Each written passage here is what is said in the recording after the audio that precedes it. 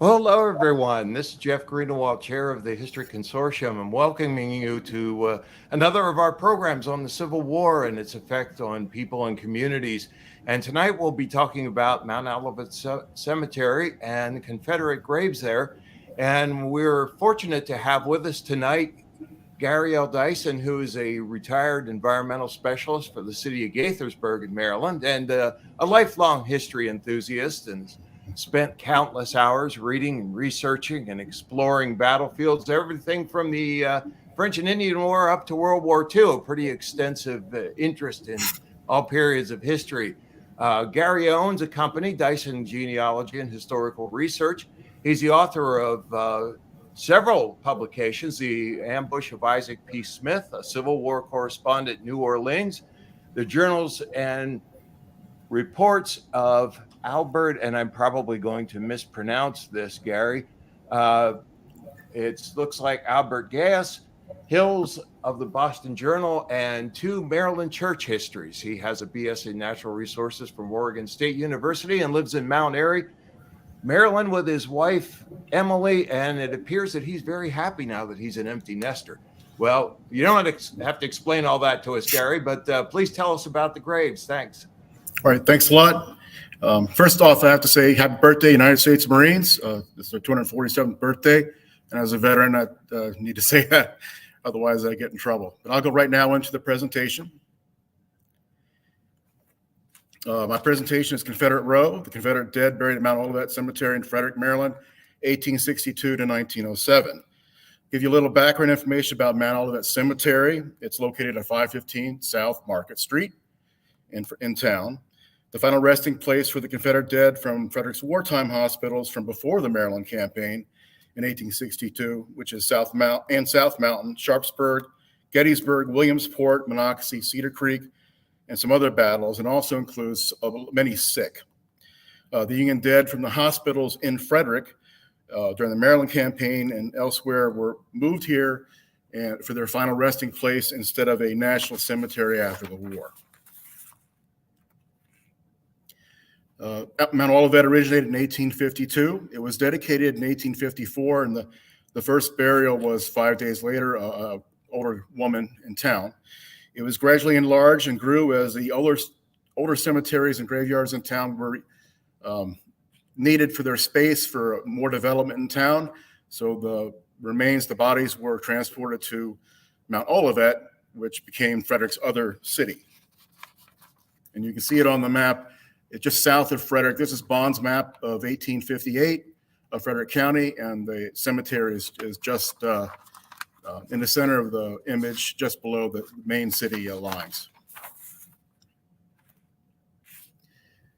Frederick itself was of great strategic use and importance for the war. Based on its location, it was a very sizable town. There are lots of transportation resources. There are roads going out in every direction. Plus, you have the B&O Railroad heading right through town, east to Baltimore and west to Harper's Ferry and points westward.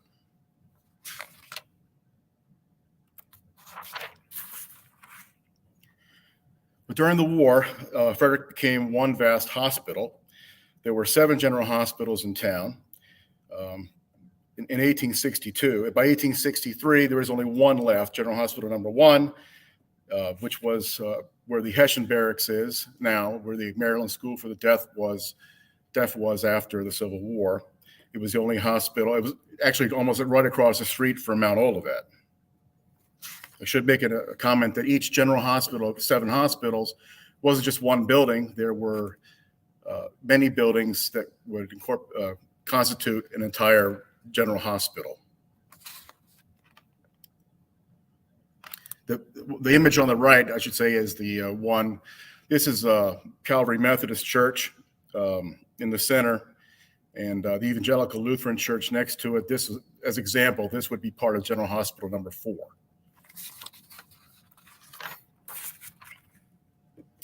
Now, there were the first arrivals in Frederick hospitals that wound up at Mount Olivet was a private J.E. Johnson, Company C, Mississippi Cavalry.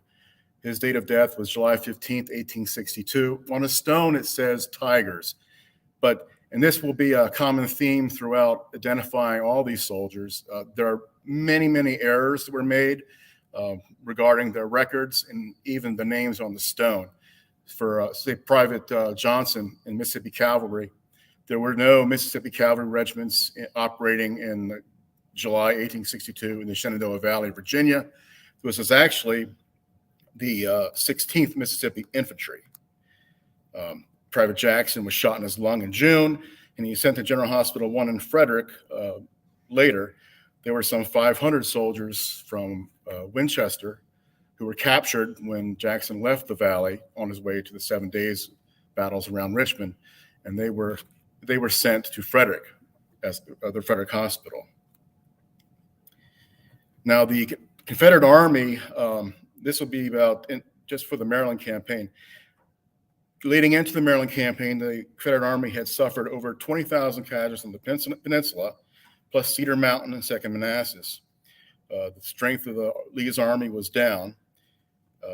Some troops with Lee's army didn't make it to Maryland until after Second Manassas. And some of these reduced regiments were made up of, the ranks were filled by conscripts. There were over 1,000 conscripts in the 1st, 3rd, 7th, and 48th North Carolina regiments alone. And of 400 conscripts in the 3rd North Carolina, only 100 made it to Maryland. So some of the troops coming into Maryland at this time during the Maryland campaign were not in the best physical condition. They had fought many battles, and there were a lot of stragglers. So as Lee's army crossed the Potomac in September 1862, they made it to Frederick within the 8th of September, and some of the soldiers coming in were sick, and some of those rebel soldiers were too sick to advance and became the first casualties in the hospitals and became the first soldiers on the road, Private Johnson being the first.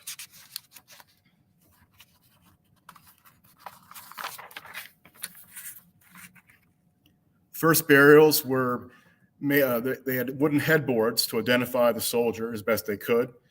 And identifications were based on whatever the hospital records were.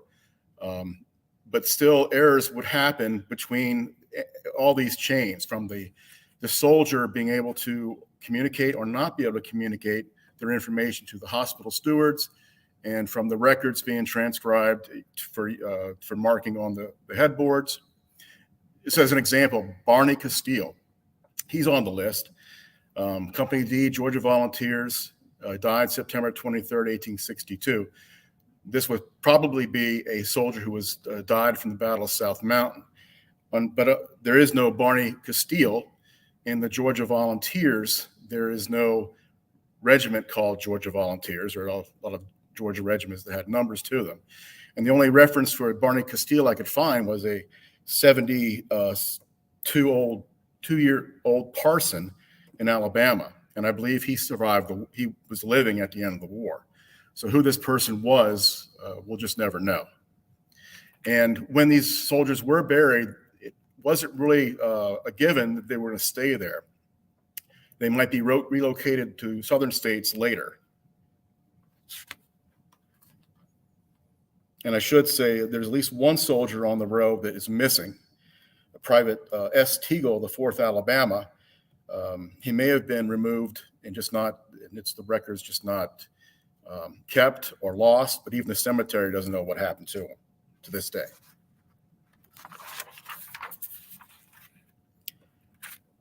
The first great pulse of soldiers coming through Frederick wounded were from the Maryland campaign. Most of the seriously wounded from the battles of South Mountain and Sharpsburg were left on the field. They were triaged, and as those who could make the trip were sent to Frederick. Frederick became, again, one vast hospital. Some survived long enough to arrive in Frederick, and some were there for months. There was even some soldiers who were there into the Gettysburg campaign the following year. Families were notified through letters or officers after battle reports.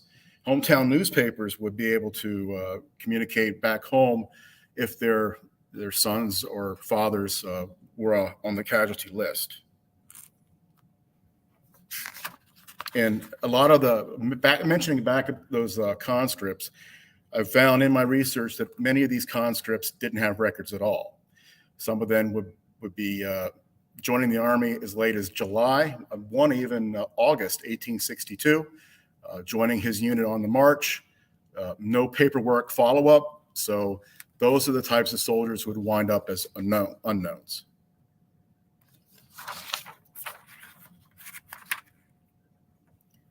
The first soldiers arriving would be from the South Mountain battles. Fox's Gap, the brigades of Garland, Drayton, and Anderson are well represented on Confederate Row. Turner's Gap, just south to the south, and Frosttown Plateau. Many wounded from Rhodes, Alabama Brigade and Evans, South Carolina Brigade are made up part of the row.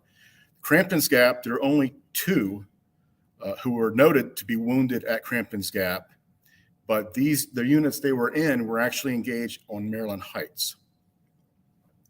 There was, everyone may have heard about Raisin Pitts. There's a soldier named Raisin Pitts on the row. There's no such soldier.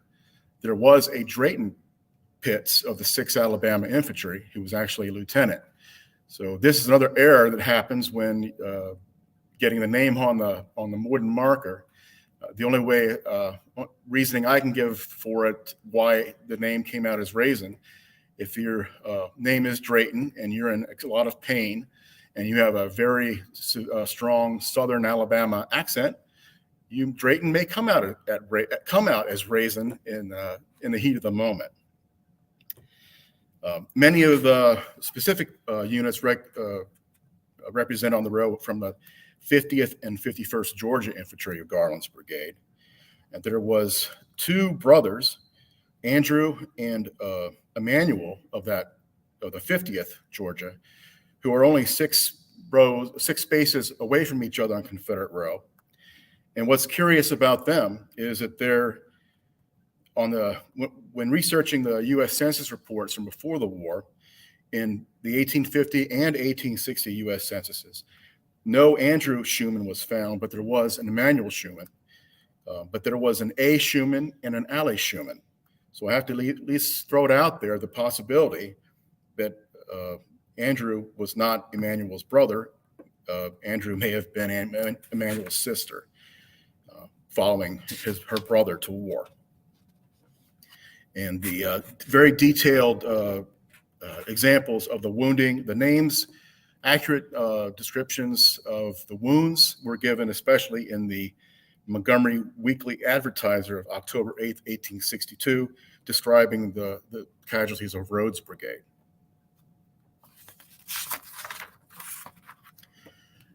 In my book, I tried to show where on the battlefields the soldiers received their wounds. Right now on the slide, you see two maps. These are from Brad Gottfried, who writes the Maps of series, Maps of Antietam, Maps of Gettysburg, and probably a dozen other maps of books. He let me use his maps to show where these units were. That map on the left shows the area of the Cornfield. And in the Cornfield, in the very center, there's a lot of arrows pointing to one little unit, the 6th Georgia. The 6th Georgia was mauled severely in the Cornfield at Sharpsburg on September 17th, 1862. And that's another regiment that's well represented on Confederate Row. And to the right is the famous Sunken Road or Bloody Lane. There are Alabama and Florida regiments in that slide, and Mississippi. But those Florida regiments especially, and the Alabamas, are well represented on Confederate Row. And of note, especially of interest to me, in the Cornfield, it's the story of the 1st Texas Infantry in the Cornfield is well known, lost over 80% of its casualties. But strangely, there are only 2 Texans on Confederate Row. Neither one of them is in the 1st Texas.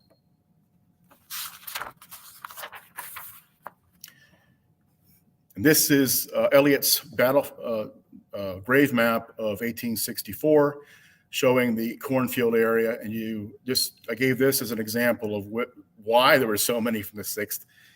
Georgia casualties. Each one of those ticks where that yellow arrow is pointed is a single Confederate dead soldier, and that's right where the 6th Georgia was.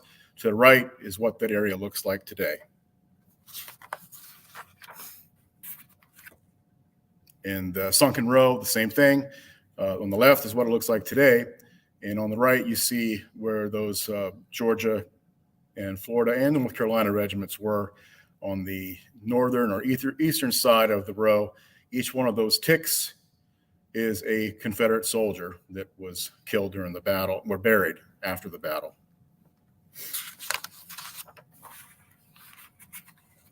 So there are many soldiers on the row from the Maryland campaign. The next section of the row is for dead from Gettysburg. Now, most of the Gettysburg wounded from the battle were not sent to Frederick. They were sent elsewhere in Pennsylvania for treatment. But there were noticeably some from the Ewell's 2nd Corps represented on the row. They fought at Barlow's Knoll and Culp's Hill. In their records, they say that they were captured in Boonesboro. They weren't really captured in Boonesboro. Their wagons were captured at Monterey Pass and other places and sent to Boonesboro to be diverted to General Hospital 1 in Frederick. And next, well, almost at the end of the Gettysburg campaign, at Falling Waters, there are representatives on the row. 4 battle casualties and 1 soldier from a captured wagon. They were sent to a hospital in Hagerstown for a while, the female seminary in town. And from there, as the war went back into Virginia, they were transferred to Frederick and General Hospital number 1.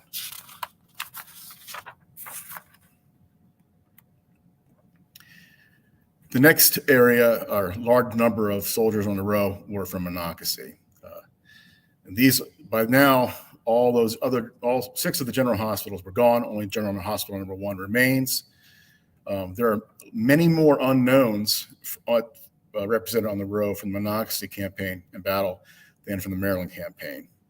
And there were no hospital records found for the Monocacy deaths. The Monocacy regiments were horribly attrited by this time. Some brigades contained as many as 10 regiments by now. And in the ranks, there weren't just the infantry that had been fighting for so many years. Some of the Teamsters and support troops had been taken from their duties and put into these infantry units for Monocacy. And they also have wound up on the row.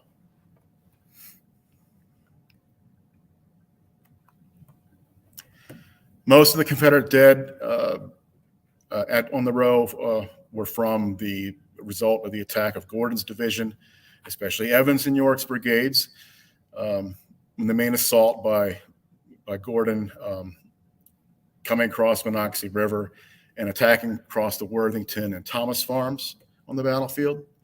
There were some casualties, though, at the fords and bridges around, even though there weren't main pushes to go across the rivers there. There were enough skirmishes, sharpshooters, and artillery back and forth that resulted in some casualties on the row. And I should say it wasn't just infantry being attrited away. McCausland's cavalry that day fought against the 8th Illinois Cavalry, and there are quite a few representatives from those battles on the row.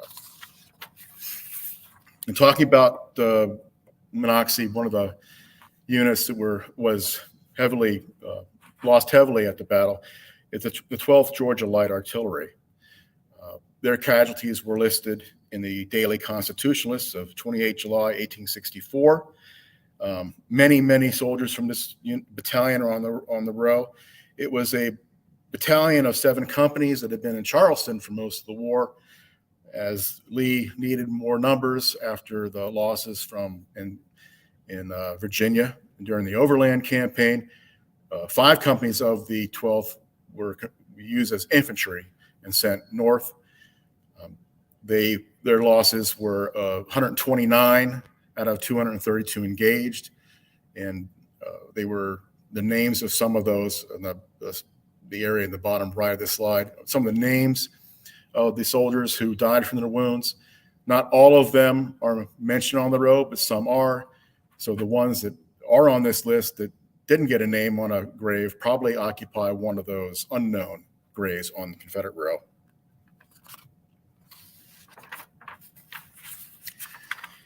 Reverend Lachlan Cummings Vass was of great help trying to identify these soldiers for the Monocacy battle. He was a chaplain for the 27th Virginia Infantry, which is one of the regiments in the Stonewall Brigade and Terry's Brigade. Stonewall Brigade, it was Terry's Brigade at Monocacy. But Reverend Vass cataloged all the sick and wounded in the hospitals. He was left behind after the Early's Army kept on marching on Washington. But he kept a very detailed list, and not just of the soldier's name, but their injuries, their ranks, companies, regiments, even their nearest post office and marital status. And some of these made Vass his other lists and internment lists from later. He was very good at noting not just who was in what grave, but in some cases, how many were in what grave. There are several graves on the row that have double occupancy, one grave and two stones. Now, Reverend Vass was later exchanged, sent back through the lines after the wounded had processed to the hospital at Frederick. Well, the last burials from the row were the Battle of Cool Springs in the Shenandoah Valley. Private Allen, Company G, the 8th Virginia Cavalry. There's one from Cedar Creek, and two from Cedar Creek. Two were amputees, and one was shot in the lungs. There are the last four graves in a row. I just numbered them 300 through 303. They were casualties, but they were added to the row after 1927. I'll show an image of that, what that looks like then versus now. Where they were after the battle is an unknown, because they do later appear on the row with dates of death, which I don't think are accurate, but they may have been when they were placed there is not known. I should mention that two of those soldiers on this last four, Captain Morris and Lieutenant Samuel Pedro of Company D, 16th Virginia Cavalry, were great friends before the war, and they died in the same battle.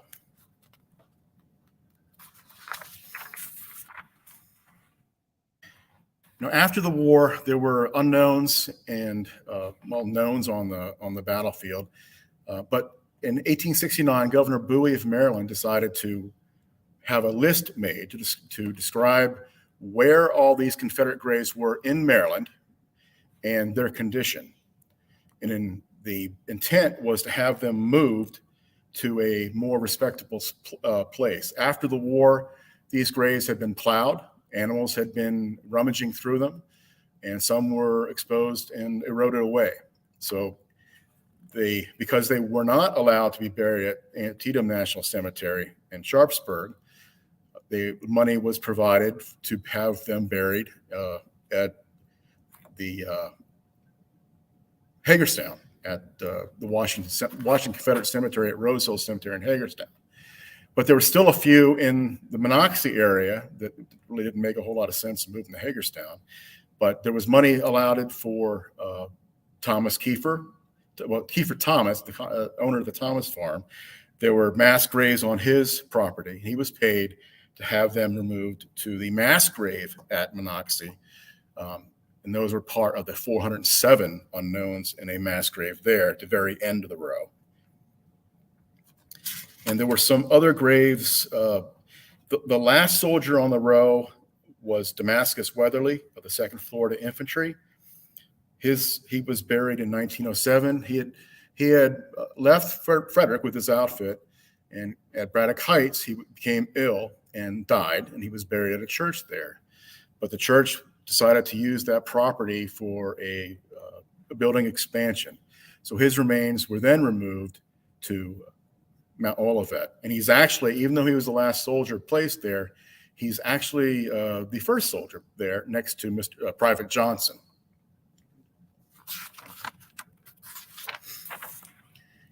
Just to give a burial breakdown by state on Confederate Row, there are 26 from Alabama, 3 from Arkansas, 8 from Florida, 86 from Georgia, 24 from Louisiana, 1 from Maryland, 10 from Mississippi, 57 from North Carolina, 35 from South Carolina, 1 from Tennessee, 2 from Texas, and 30 from Virginia.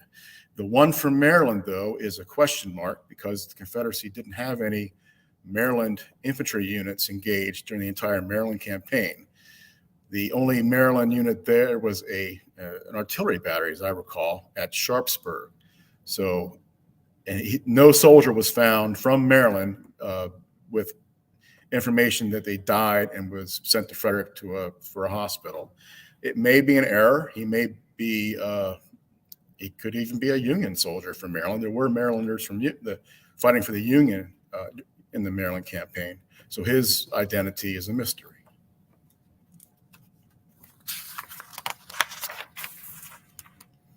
Now, after the years went by, those wooden headboards were starting to weather, and the Maryland legislature passed a bill to have more permanent markers put up, and to pay for the other remains to be brought there. The first stone monuments that you see were placed in the early 1870s. This is Confederate Row in 1927. There's the plaque for the 408 Union soldiers. We had 407 earlier. That marker you see to the right is for an unknown soldier. So those last 4 graves that I mentioned before have been placed to the left of that unknown soldier since 1927. And I couldn't find any records that show when that was done and where those bodies came from. Today, there are new monuments behind those first monuments. There's a row of modern monuments from the Veterans Administration from June. They were placed in June 1998 because those other markers were starting to weather as well. Now, not every soldier got a brand new marker. I put up the 2 for John Riley Osteen from Company C of the 50th Georgia, and Benjamin Stembridge from the 6th Georgia Infantry. Those stones may have been placed by family, but they were not placed, or they were not replaced with the more modern ones. The unknown stones on the row were paid for by reenacting group. And the unknowns on the row, the Ladies Confederate Memorial Association raised funds for that monument on the left, the soldier standing guard overlooking the last resting place for those soldiers. It was dedicated in 1881 for the 408. And I should mention that the unknown could be known. You'd never be able to find out which soldier was in which grave box or such. But if you did go through and check all the casualty lists from the battles and cross-check those with the names of those who were actually identified, you could get an accurate list of names that would be those unknown soldiers. And Louisiana, Georgia, Alabama would be excellent sources to start with. The first Remembrance Day that I have found to remember those soldiers was June 4th, 1870. It was an article in a Frederick newspaper, and they've been as late as 2005, 2017, but they're much more low-key these days. I should mention that the monument, I'm going to go back a slide, the soldier overlooking those unknowns, that monument was toppled just a couple of years ago by vandals in the park, and I don't think it can be repaired. And this is what Confederate Row looks like today. There's some of the old stones are starting to fall. and their flags are not placed in front of them anymore. There is a group called the Friends of Mount Olivet that goes and cleans stones, and also starting soon, will begin making repairs. So there's a plug for the Friends of Mount Olivet. Should mention some of the sources used for my research. The cemetery records, the Mount Olivet Cemetery has a very good inventory of the names of the soldiers there and some information about them. Service records were very useful. The official records were very useful, especially when a certain soldier was noted in an official report.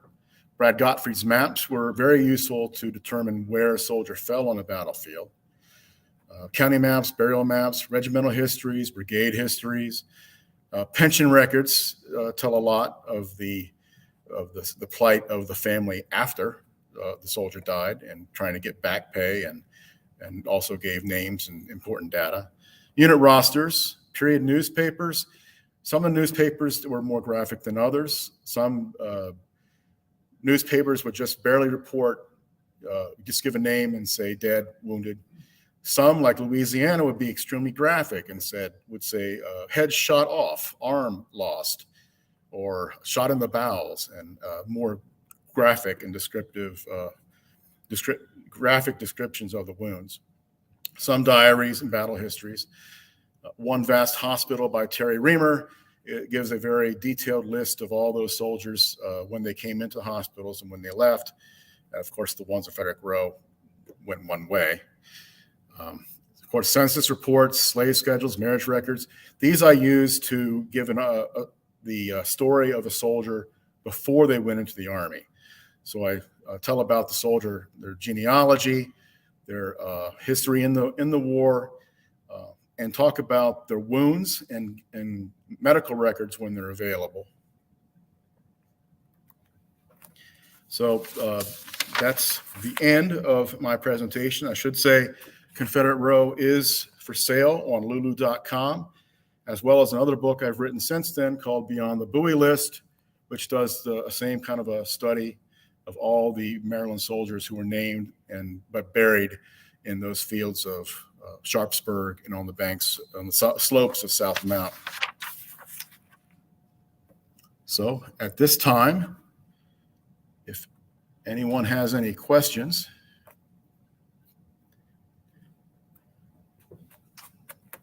let's see. Jeff Greenwald, Lee's army was hardly met with welcome by the people in the Frederick area. How did the citizens respond to the Confederate patients in their town?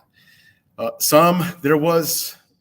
Frederick was a Union town, there were plenty of Southern sympathizers, very substantial families, and they would help treat some of the soldiers, especially in Confederate Hospital, General Hospital number 7, which housed all Confederate soldiers. Some townspeople went as far as Hagerstown trying to help soldiers after the Battle of Gettysburg, and the Union Army or authorities would arrest them and send them to prison at Fort McHenry for a time to test their loyalties and keep them there until they made some kind of a loyalty oath to the Union. Jeff says, interesting that Confederate monument went up in the 1880s as a reconciliation was in full swing and Jim Crow laws took hold. How are these graves viewed today? Well, there's been some vandalism on some of the graves, and the flag isn't. There's no Confederate flags are put out in front of them anymore. I view them as soldiers who fought for a cause. Why? And I try to explain with their background without making any kind of a judgment why they went and fought. Some were from the families of slaveholders, but there were also a number of conscripts. There were so many farmers in North Carolina in 1862 in their 30s who had no intention of serving in the war, but because of the Conscription Act of 1862, were sent to war anyway. So my intent was to tell the stories of how they got to where they are today.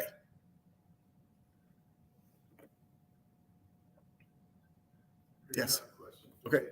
In your research, did you find any descendants of these soldiers?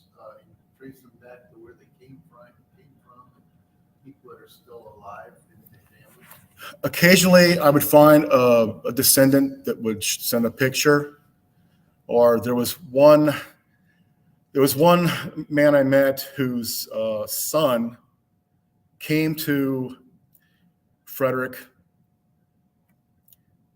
He was in Frederick during the war, and he met Lieutenant Colonel Watkins, I believe the 15th South Carolina Infantry. He was mortally wounded on South Mountain, but he went to a Frederick hospital, and he died there. But he was still there. I hope I got the story right. But when his family came up after the war to see their ancestor's grave, he was here and was able to tell them about his last days, last hours, and where he was on the row. I would say Lieutenant Colonel Watkins is the highest ranking soldier on the row.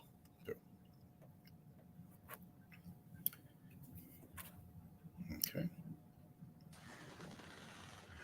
Well, I think I don't see any other questions posted, Nope. Gary, but thanks very much for your presentation. We do appreciate it. And I want to remind everyone that tomorrow evening at 7 o'clock, our final program in our week of presentations on the Civil War and its impact on people and communities. And we will have quite an impact story.